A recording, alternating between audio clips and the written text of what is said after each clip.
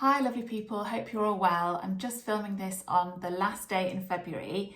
I actually, for some reason, thought it was the 1st of March today and I was so excited. I was like, oh my gosh, it's March, it's like proper springtime. But it is still the last day of February, which is still wonderful because it does actually feel like spring's kind of here already a little bit.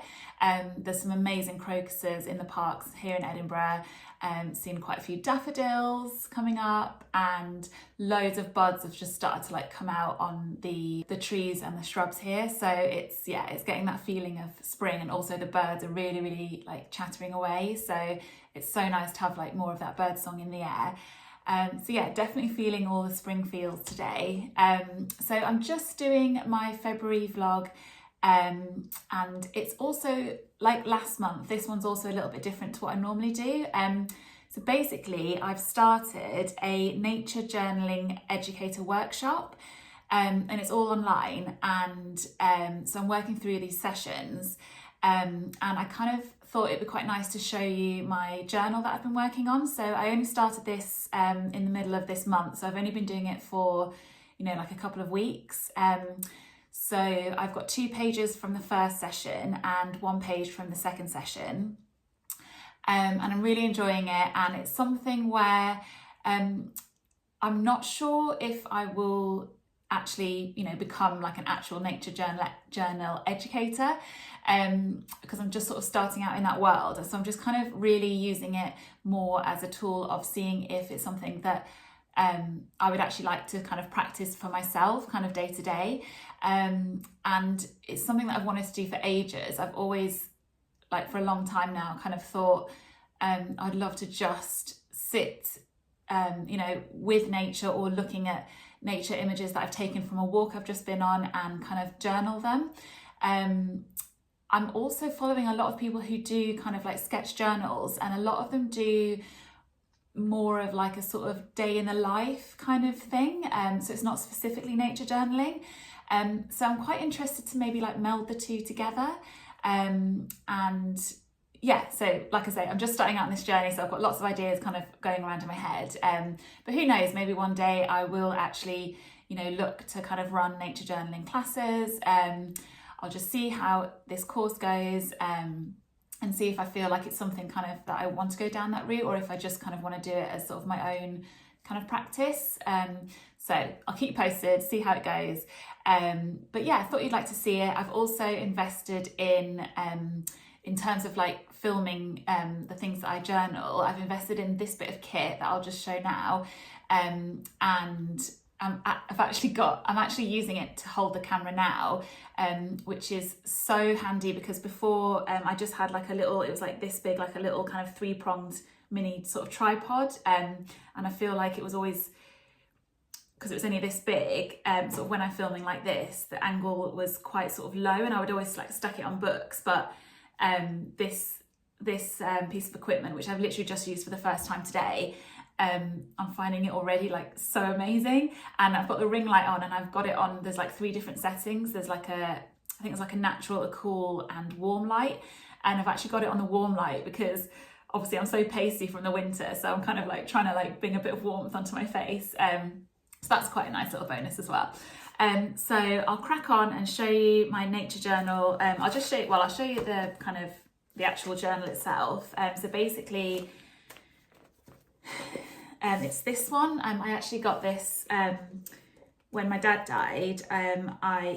He was an amazing artist, and he had this empty journal, which I don't think he'd ever used it. So I thought that'd be really lovely to use it as my first ever nature journal. So it's from a brand called Boldmere. I've never heard of them before. I don't know if they're still going or if they do journals anymore, but I really like this. So it's just got like a little strap to keep it together, and then like a nice kind of hard sort of page, and then it's got the spiral bound, so you can kind of like put the pages right to the back, which is quite nice. So got my February page, and the second page and third page, but I'll do the close-ups now so you can have a proper look, and hope you enjoy it. So the first 2 pages are showing my journal pages from the first session, so the foundations of nature journaling. So my first page is about when I was visiting family in Bavaria in Germany, and it was really, really snowy, and I went on a little run, and a very, very freezing run. But basically on the way I saw some willow, and it had the most beautiful kind of like burgundy catkins. So I just thought they were so pretty, and there was all these little ice crystals on them. So I did a little spread about those. And also I found some rabbit or hare tracks in the snow. So I was kind of like sketching those, and just kind of thinking about like, why are they different? Is it just the motion, or have they stopped to kind of look around? And I was also looking at the hazel catkins. So this is like the sort of catkins of the willow and the hazel.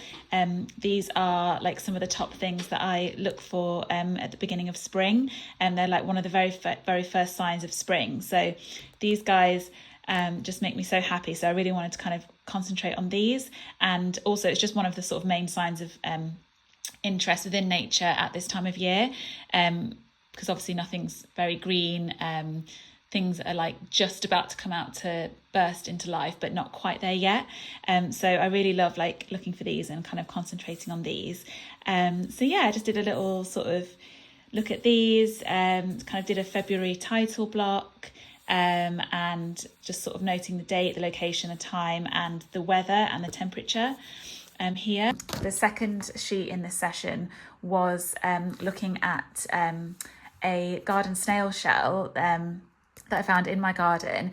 The snail itself had disappeared, so it was just the shell left. And I was kind of like looking at the function, the form, like the change, like why like the snail is gone, and like how long does the shell last for, the kind of like changes that are happening to this.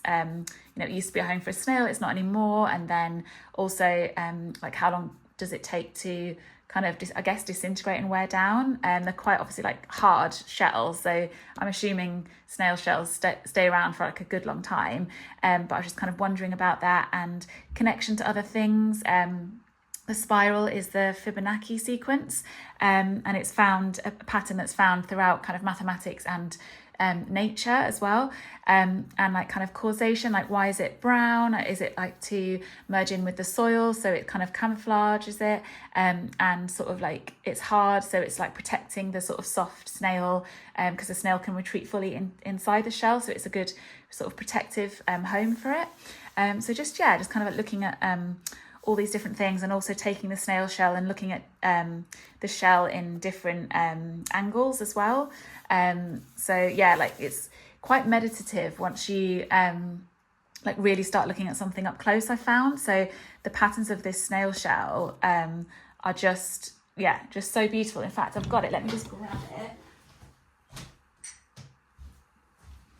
So this was the shell.